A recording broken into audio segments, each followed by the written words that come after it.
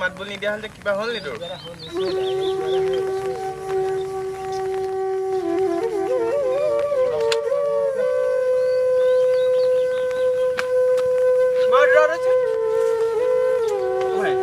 কি হল দিনত মন মাৰি আছে যে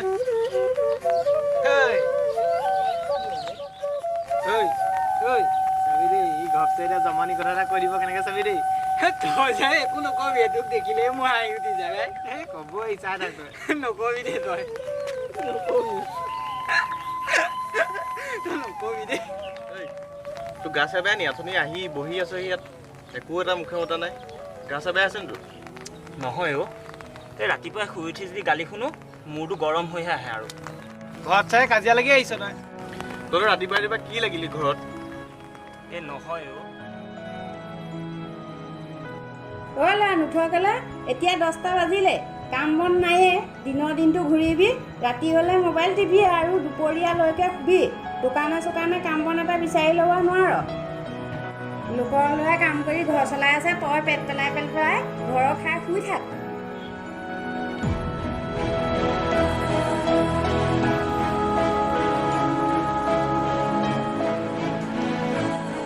সদায় খালি এই একেবোৰ কথাকে কেতিয়াবা এনেকুৱা লাগে যেন ঘৰ দুৱাৰ এৰি ক'বলৈ গুচিহে যাম মই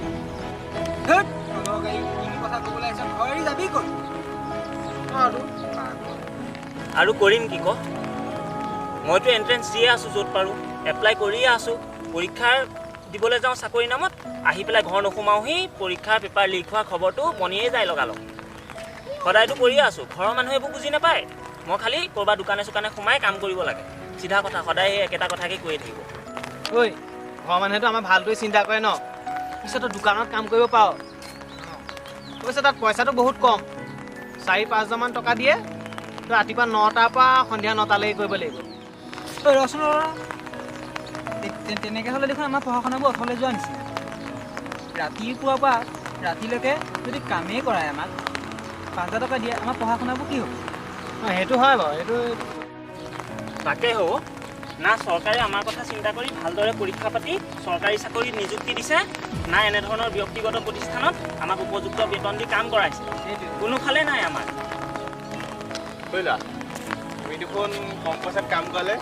লেবাৰ বৰ্ডত দেখোন আমি কমপ্লেইন কৰিব পাৰোঁ তাত উচিত ব্যৱস্থা গ্ৰহণ কৰে বাদ দে এইবোৰকে একো লাভ নাই বাদ দে এইবোৰ মই এটা কথাই ভাবিছোঁ বুজিছ কি ভাবিছ আমি গোটেইকেইটাই ঘৰৰ পৰা অলপ পইচা লৈ ঘৰৰ পৰা পইচা লৈ ফুৰিবলৈ যাওঁ হোটেলত খাবলৈ যাওঁ অভিজিত তই দেউতাক ঘৰত সুধিবিচোন তহঁতৰ যে নদী কিনাৰত মাটি আছে সেই মাটিখিনি আমি কিবা কাম কৰিব পাৰোঁ নেকি মানে খেতি বাতি যেনেকৈ গৰু ছাগলী আমি পুহিব পাৰোঁ নেকি কাম কৰিব পাৰোঁ নেকি